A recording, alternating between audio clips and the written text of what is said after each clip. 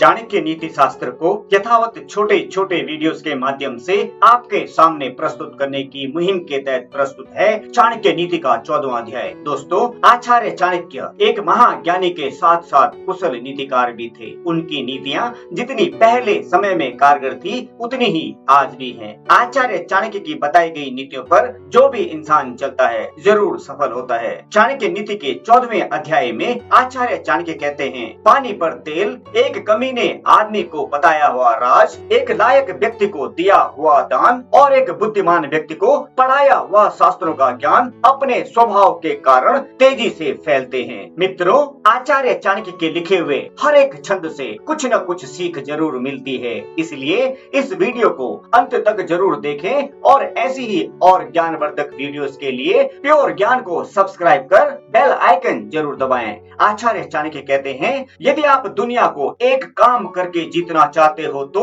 इस 15 को अपने काबू में रखो, इन्हें इधर उधर ना भागने दें। 5 इंद्रियों के विषय, जो दिखाई देता है, जो सुनाई देता है, जिसकी गंध आती है, जिसका स्वाद आता है और जिसका स्पर्श होता है। 5 इंद्रिय, आँख, कान, नाक, जीभ और त्वचा। 5 कर्मेंद्रिय, हाथ, पाँव, मुंह, जनेंद्रिय, गुदा। चाणक्य बुद्धि कहती है वही पंडित है अथवा वही ज्ञानी है जो वही बात बोलता है जो प्रसंग के अनुरूप हो, जो अपनी शक्ति के अनुरूप दूसरों की सेवा करता है, जिसे अपने क्रोध की मर्यादा का पता है। एक ही वस्तु देखने वालों की योग्यता के अनुरूप बिलग बिलग दिखती है। तप करने वाले को वस्तु को देखकर कोई कामना नहीं जागती। लंपट आदमी को हर वस्तु में स्त्री दिखाई देती है, कुत्ते को हर वस्तु में मांस दिखाई देता है। चाणक्य नीति कहती है, जो व्यक्ति बुद्धिमान है वह ये बातें किसी को ना बताए। वह औषधि उसने कैसे बनाई जो अच्छा काम कर रही है,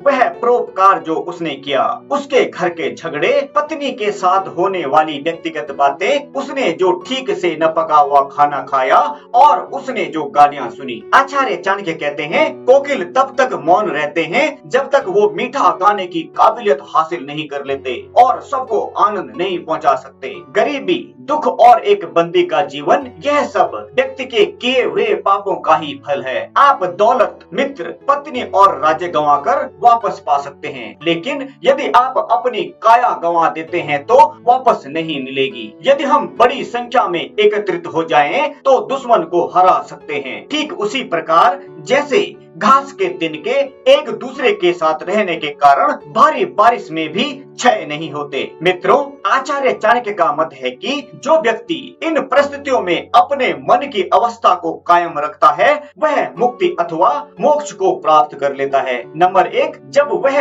धर्म के अनुदेश को सुनता है। नंबर 2, जब वह शमशान घाट में होता है। और नंबर 3, जब वह बीमार होता है। वह व्यक्ति क्यों पूर्णता हासिल नहीं करेगा जो पश्चाताप में भी जो मन की अवस्था होती है उसी अवस्था को काम करते वक्त बनाए रखेगा। आचार्य चाणक्य कहते हैं, जब हम ये बातें करते हैं तो हमें अभिमान नहीं होना चाहिए, जैसे परोपकार, आत्म संयम, पराक्रम, शास्त्र का ज्ञान हासिल करना, विनम्रता और नीतिमत्ता। यह करते वक्त अभिमान करने की इसलिए जरूरत नहीं क्योंकि ये दुनिया बहुत कम दिखाई देने वाले दुर्लभ रत्नों से भरी पड़ी है। वह जो हमारे मन में रहता है हमारे निकट है। हो सकता है कि वास्तव में वह हमसे बहुत दूर हो, लेकिन वह व्यक्ति जो हमारे निकट है लेकिन हमारे मन में नहीं है वह हमसे बहुत दूर है। चाणक्य नीति कहती है, यदि हम किसी से कुछ पाना चाहते हैं तो उससे ऐसे शब्द बोलें जिससे वह प्रसन्न हो जाए। उसी प्रकार जैसे एक शिकारी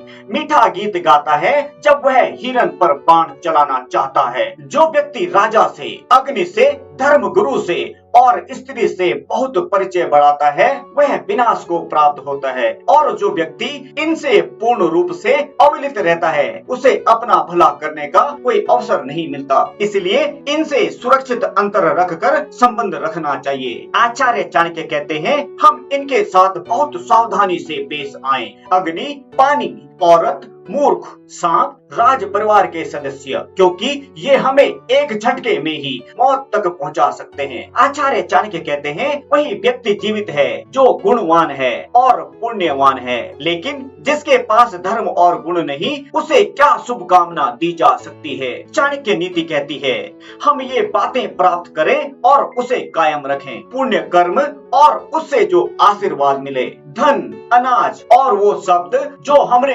हमारे आध्यात्मिक गुरु से सुने, और कम पाई जाने वाली दवाइयाँ। अगर हम ऐसा नहीं करते हैं तो जीना मुश्किल हो जाएगा। चाणक्य बुद्धि कहती है हम कुसंग का त्याग करें और संत जनों से मेल जोल बढ़ाएं, दिन और रात गुणों का संपादन करें, उस पर हमेशा चिंतन करें जो शाश्वत है, और जो अनित्य है उसे भूल जाएं। तो ये था दोस्तों चाणक्य नीति शास्त्र का 14वां अध्याय। आशा करते हैं आचार्य चाणक्य की नीतियों को आप तक पहुंचाने की हमारी ये मुहिम सफल रही हो। इस वीडियो को शेयर कर आप भी हमारी इस मुहिम में शामिल हो सकते हैं। और अगर आप प्योर ज्ञान के नए मेहमान हैं तो चैनल को सब्सक्राइब कर बेल आइकन जरूर दबाएं। धन्यवाद, आपका दिन शुभ हो।